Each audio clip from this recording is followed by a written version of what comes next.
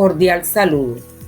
Somos el grupo número 8 perteneciente a la Corte 2-2023 del Doctorado en Educación.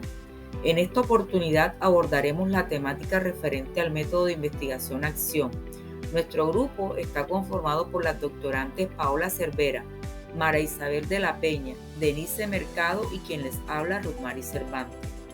Para el abordaje de la temática tendremos en cuenta el siguiente derrotero: definición del método, fundamentos teóricos, principios de la investigación-acción, características, fases de la investigación-acción, técnicas de recolección de datos y modalidades. Iniciemos con el concepto y o definición del método. La investigación-acción es una metodología innovadora capaz de generar profundos cambios a nivel social.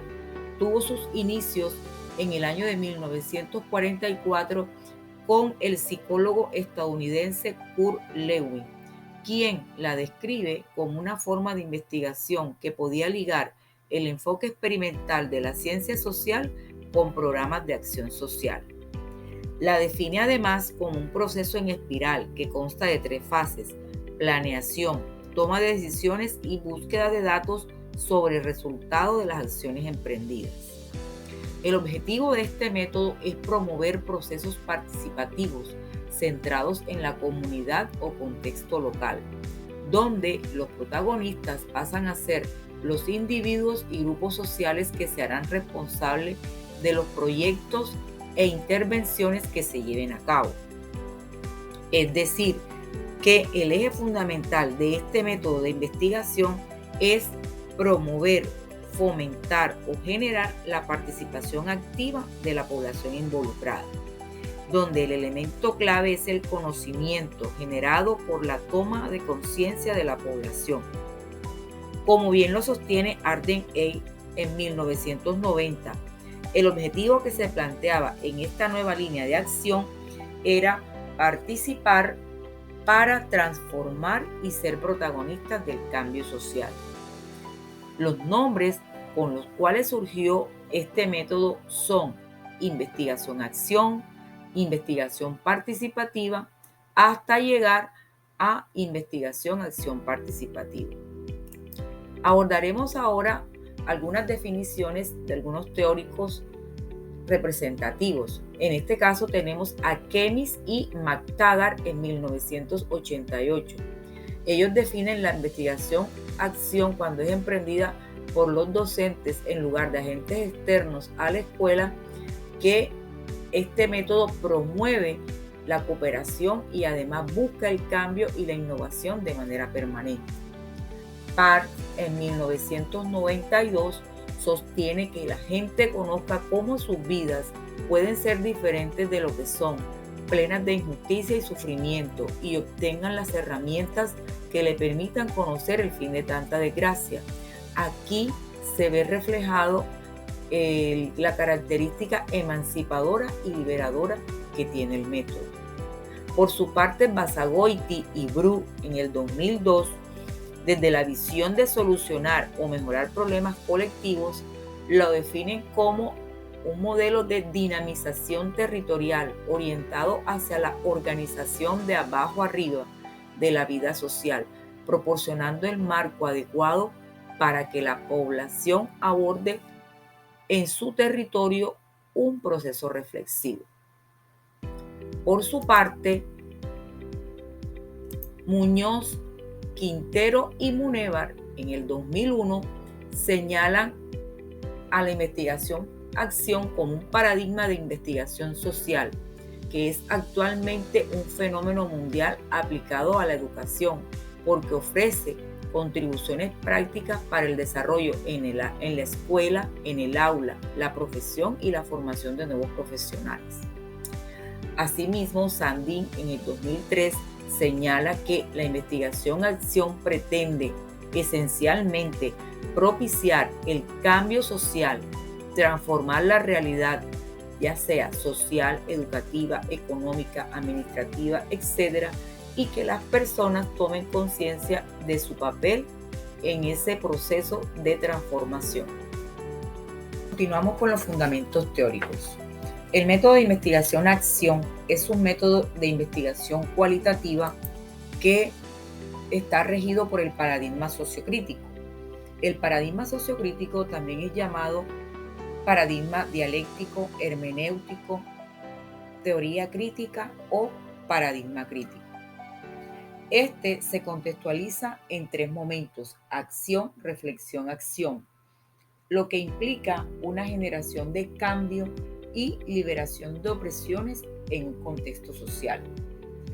Posee además 3 fases según Creswell 2014, las cuales son observar, pensar y actuar.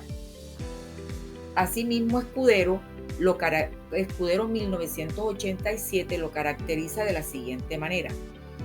Primero, analizar la realidad desde una visión holística y dialéctica. Esto quiere decir que se analiza de manera integral, apelando a los requerimientos y argumentaciones que permiten el ordenamiento de las ideas. Se trata entonces de cuestionar desde una racionalidad crítica, reflexiva y transformadora las condiciones que somos capaces de observar en una realidad y a partir de ello reconocer que son susceptibles al cambio. Segundo, la relación activa entre los sujetos. Esta es una fortaleza de este método porque se da una relación de tipo horizontal entre el investigador y el colectivo investigado, por medio de procesos de autorreflexión que generan cambios y transformaciones de los actores protagonistas tanto a nivel social como educativo. Tercero, la acción y la práctica son el punto de partida para la comprensión de necesidades y detectar problemas e intereses de los sujetos. Cuarto, búsqueda de la transformación de las estructuras sociales desde una dinámica libertadora y emancipadora de las personas implícitas en la misma. Es decir, aquí salir de las opresiones.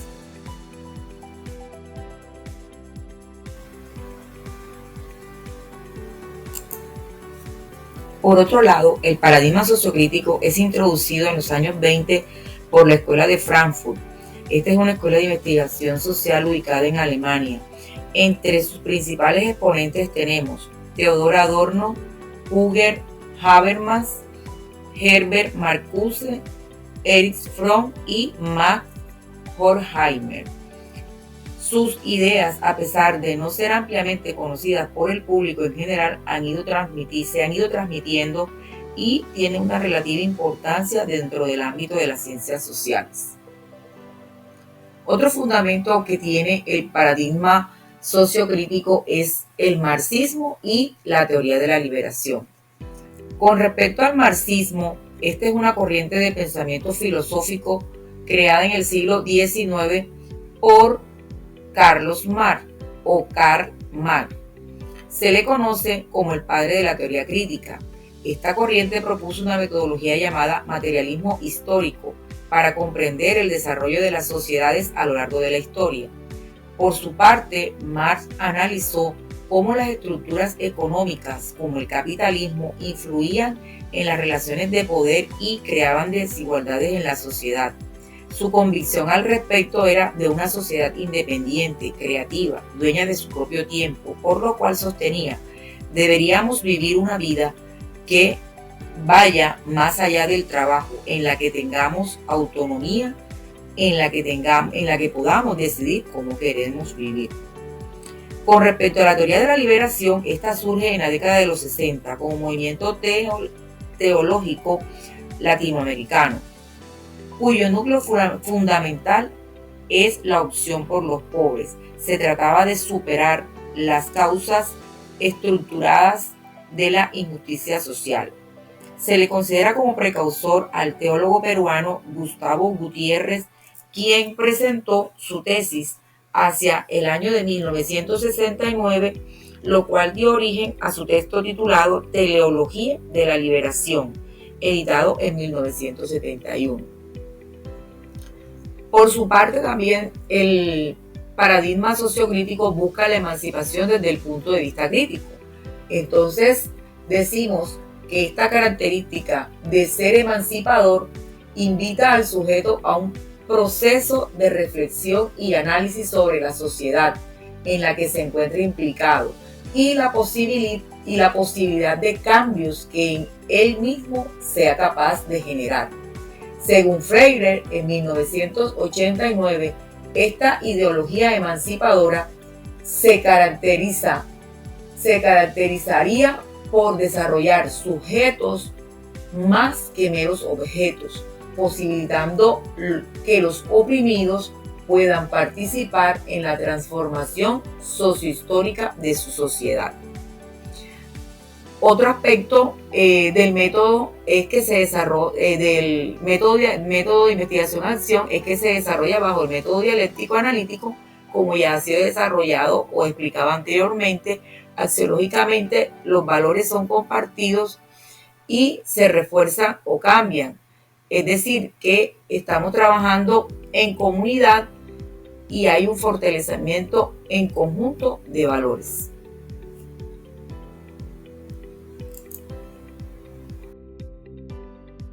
La investigación-acción ha cobrado mucha fuerza en la última década, ya que permite explorar lo que sucede dentro del salón de clase, con la intención de solucionar problemas, de mejorar o de innovar procesos. Esto surge como un resultado de la práctica pedagógica que se puede explicar como el saber teórico-práctico que es generado por los pedagogos a través de una reflexión de su propia experiencia. Aquí también se incluyen los aportes de otras prácticas que están relacionados con su quehacer. De todo esto surge el concepto de investigación educativa y del docente investigador. Este busca mejorar sus prácticas tanto propias como la de sus colegas, para generar hipótesis, para cuestionar o para analizar de manera crítica y reflexiva la intersección que hay entre la práctica y la teoría en busca de mejorar.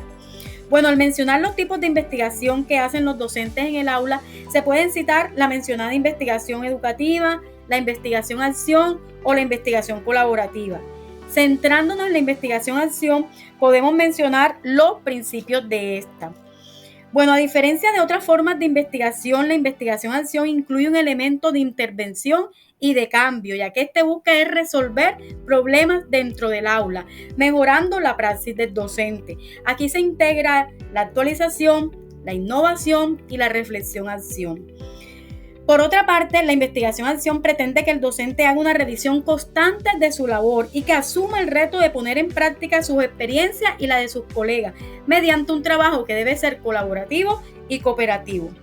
Bueno, otro de los propósitos de la investigación-acción es tomar no solo esa reflexión como un punto de partida para el autoconocimiento, sino que se empleen acciones concretas de cambio.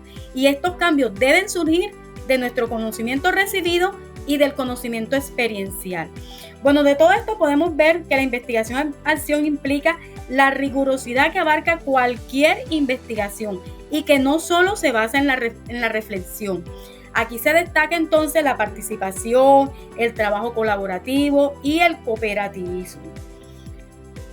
Vamos a explicar ahora las características. Bueno, podemos decir que dentro de las características está que la investigación-acción es social, ya que ella contribuye a una transformación social que es mediante la participación colaborativa en la investigación y en la acción del contexto escolar. También podemos decir que es práctica y reflexiva, porque esta se da mediante un trabajo colaborativo, cooperativo, en donde se articula tanto la teoría como la práctica y hay un acercamiento entre pares, o sea, los investigadores y los que enseñan. Por otra parte, podemos mencionar que esta asume posturas que son exploratorias y teóricas, o sea, que utiliza el diagnóstico para comprender mejor el problema y una explicación de lo que está sucediendo. Propicia la libre participación entre los participantes y implica cuestionamientos autocríticos de los mismos participantes. Bueno, en este caso, la investigación-acción promueve la creación de comunidades autocríticas de personas que participan y colaboran en todas las fases del proceso. Otra de las características importantes de la investigación-acción es que es realizada por los mismos docentes dentro de su propio contexto y que no utiliza agentes externos. Este es el llamado docente investigador. Y por último, la investigación-acción es cíclica y seriada. Cada ciclo comprende 4 etapas principales que están ligadas a un proceso dinámico. Estas etapas son el desarrollo de un plan de acción, la acción para implementar el plan, la observación de los efectos de la acción en el contexto en el cual ocurre. Y por último está la reflexión en torno a estos efectos como base para la planeación y para futuros cambios. Aquí nos podemos dar cuenta de estas etapas en el modelo cíclico de Keynes y McTaggart. Aquí se presentan 4 etapas que son un tanto reduccionistas y que no dan cuenta de las diversas fases que comprende cada ciclo cuando se llevan a la práctica. Bueno, por último, algunas recomendaciones metodológicas para llevar a cabo proyectos de investigación-acción. Primero que todo, el destino, que es la identificación del asunto. La investigación-acción se asocia a la búsqueda de soluciones a los problemas en el aula. Debemos entonces resaltar la necesidad de hacer preguntas que sean específicas y que no solo se limiten a la búsqueda de soluciones, sino que conduzcan a una comprensión de los estudiantes y del proceso de aprendizaje en profundidad. Bueno, aquí hay que tener claridad en el foco del proyecto, el punto de partida, el propósito, el tema, los recursos, el producto, entre otros. Luego está la documentación para la toma de decisiones. Aquí se trata de conseguir toda esa información sistemática inconfiable en publicaciones que son prácticas y relevantes que se pueden emplear como referencias. También podemos basarnos en investigaciones previas. Luego viene la carta de navegación, que son procedimientos investigativos y pedagógicos. Bueno, aquí se trata de determinar el proceso pedagógico que caracteriza nuestra investigación y el cual debe coincidir tanto con los interrogantes como con los objetivos de la misma. Se debe también aquí en este punto explicar qué acciones caracterizarán nuestras prácticas o intervenciones pedagógicas y por ende entonces planear qué lecciones, actividades, talleres, entre otros, en los que se incorporará la innovación pedagógica. Luego viene el monitoreo de las acciones, que es la documentación de la experiencia. Aquí el análisis de datos nos debe llevar a una descripción de lo observado y lo que se puede interpretar en los instrumentos. Y también nos debe llevar a una reflexión sobre la intervención y la innovación. En este punto también se debe hacer una evaluación constante que debe ser a lo largo del proceso para que se pueda reflexionar sobre la manera como estamos recogiendo dicha información. Luego viene la búsqueda de sentido en lo recolectado, que es el análisis de las evidencias. Aquí debemos hacer unos chequeos constantes para asegurarnos de que nos estamos basando en los datos y no en intuiciones o en suposiciones. Esto se hace bajo 2 procesos que están interrelacionados, que es la reducción de los datos y la conceptualización. Luego viene la divulgación de resultados. Esta es una contribución al conocimiento profesional. Bueno, se dice que la investigación cobra valor en la medida que son divulgados sus hallazgos. Entonces, dentro de los formatos que se utilizan para el reporte están el tradicional, que son resúmenes, introducción, entre otros.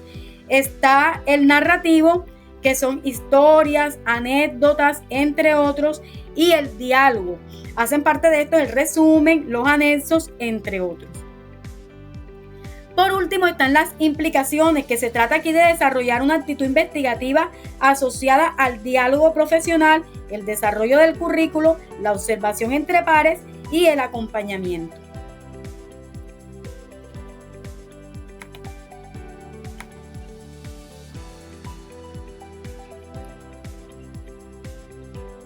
Según Stringer, son 3 las fases esenciales que se implementan en la investigación-acción.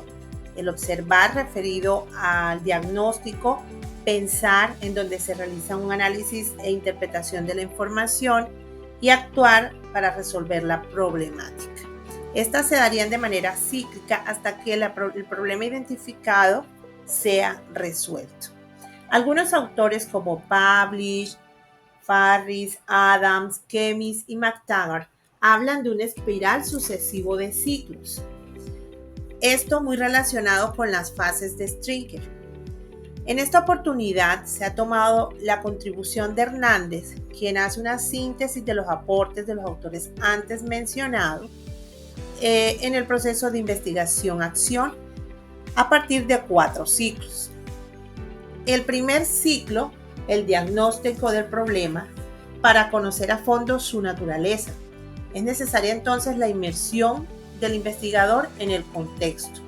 Identificando el problema, entonces él recurre a una recolección de datos a través de entrevistas, observación en el sitio, eventos, actividades, grabaciones de video, revisión de documentos.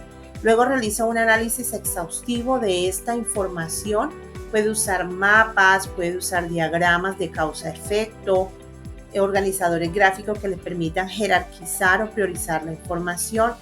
A partir de esto, entonces, se hace un reporte con el diagnóstico del problema, se presenta a la comunidad o a los participantes para validar datos y confirmar hallazgos. Luego de esto, en el ciclo 2, se elabora un plan de acción. En este ciclo, entonces, se diseñan las estrategias, las posibles soluciones y el investigador sigue abierto a la posibilidad de recoger información adicional.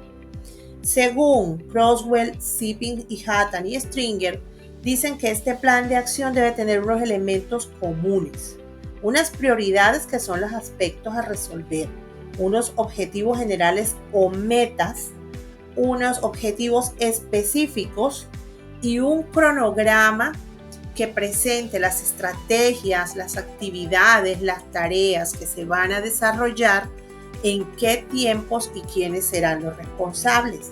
Además de unos recursos para la elaboración del plan. En el ciclo 3, entonces, se implementa el plan y se evalúa. A partir de la puesta en marcha de este plan, el papel del investigador es proactivo, siempre motivando para que el plan sea ejecutado. Siempre va a asistir y apoyar cuando hay dificultades. Se recolectan datos para evaluar cada tarea realizada, identificando fortalezas y aspectos por mejorar. Esto hace parte de la realimentación. Se elabora aquí un reporte parcial de la ejecución del plan y se realizan los aportes, los ajustes pertinentes. Después de la implementación, el plan se vuelve a evaluar. ¿En dónde? En el ciclo 4. A partir del reporte se lleva y se presenta a la comunidad. Ahí entonces se identifican con ellos cuáles son esas tareas que realmente tuvieron un efecto positivo o aquellas con las que no se logró nada. Entonces esto implica que hay que hacer una realimentación, un ajuste, una adecuación según las contingencias que hayan surgido. Este ciclo se va a repetir hasta que se resuelva la problemática o se evidencie una transformación. Momento importante dentro de cada uno de los ciclos de la investigación-acción, las técnicas de recolección de la información, que nos permiten identificar aquel impacto, aquel efecto de las acciones ejecutadas. Estas se pueden clasificar según la relación del investigador con el investigado. Entonces va a haber estrategias interactivas o no interactivas. Entre las interactivas se encuentran la entrevista, la observación participante, el análisis documental. Y entre las no interactivas, instrumentos como el test, las pruebas objetivas, las escalas, cuestionario, observación sistemática. Y los medios audiovisuales, como el video, la fotografía, el magnetófono y las diapositivas. Según el tipo de información, depende de quién venga o lo que quiera obtener el investigador, que aquí es clave que el investigador tenga claro qué tipo de información quiere, cómo pretende recogerla y cómo la va a registrar. Entonces, aquí el investigador puede recoger información desde lo perceptivo o lo interpretativo, ¿sí? Entonces, él utilizaría por ejemplo, la entrevista, si quiere desde la perspectiva de los investigados, la entrevista, un cuestionario, grupos de discusión, diarios. Desde el punto de vista del investigador o participantes, también puede usar los diarios, los cuestionarios autoaplicables. Desde la perspectiva del investigador, lo que ha visto que ocurre, entonces la observación participante puede utilizar grabaciones de audio o de video, escalas estimativas y las listas de comprobación. Y siempre que esté revisando entonces documentos, es análisis de documentos y de materiales. Por otro lado, según el enfoque del análisis, entonces si es individual, puede utilizar el registro anecdótico, la entrevista, una observación o una grabación. Si es durante el proceso de enseñanza-aprendizaje en el aula, una observación sistemática, un perfil de la clase, una entrevista o un análisis documental. Si el enfoque es organizativo institucional, entonces va a ser su análisis documental, puede optar por la observación de situaciones formales e informales y la observación también de la cotidianidad de los docentes, de los estudiantes, sea el docente en su sala de profesores o docentes y estudiantes durante el descanso, durante las actividades que realizan, o entrevista a los pares de los docentes. Si el enfoque es social, entonces ya va a mirar los contextos culturales, familiares, económicos y socioeconómicos. Entonces puede recurrir a las entrevistas a familias, cuestionarios u observaciones en contextos escolares. Siempre al final hay que elaborar un informe de investigación que va a dar a conocer los resultados. Y una forma de validar la investigación siempre va a ser teniendo en cuenta lo que se va a presentar. McNiff sugiere algunas directrices para este informe. Sugiere, por ejemplo, unas páginas de títulos, un índice de contenido, unas ilustraciones y figuras, unos reconocimientos, una introducción, un cuerpo del texto donde va a ir capítulos, donde se va a desglosar todo lo realizado, unas referencias y unos anexos. Ya desde la investigación-acción encontramos la investigación-acción participativa. Y según Cary Kevis en 1988, dijeron que hay 3 modalidades más de investigación-acción, las cuales son la investigación-acción práctica, la investigación-acción técnica y la investigación-acción emancipatoria. Ahora entraré a explicar cada una de ellas. La investigación-acción participativa es un enfoque investigativo de origen principalmente latinoamericano, que busca la plena participación de las personas de los sectores populares en el análisis de su propia realidad. Esta investigación tiene como objeto promover la transformación social a favor de estas personas, los oprimidos, discriminados, marginados y explotados. El método de la investigación-acción participativa combina 2 procesos, el de conocer y el de actuar, implicando en ambos a la población cuya finalidad se aborda. La investigación-acción participativa tiene 3 componentes. Uno es la investigación, que consiste en un procedimiento reflexivo, sistemático, controlado y crítico que tiene por finalidad estudiar algún aspecto de la realidad con una expresa finalidad práctica. El otro es la acción, que no solo es la finalidad última de la investigación, sino que ella misma representa una fuente de conocimiento, al tiempo que la propia realización del estudio es en sí misma una forma de investigación. Y tercero, la participación, que significa que es un proceso donde están involucrados no solo los investigadores, sino la comunidad destinataria del proyecto, los cuales no son considerados como simples objetos de investigación, sino como sujetos activos que contribuyan a conocer y a transformar su propia realidad. La finalidad de la investigación-acción participativa es cambiar la realidad y afrontar los problemas de una población a partir de sus recursos y participación. Dentro de los objetivos concretos de este tipo de investigación encontramos que se debe generar un conocimiento liberador a partir del propio conocimiento popular el cual va creciendo y estructurándose mediante el proceso de investigación llevado por la propia población.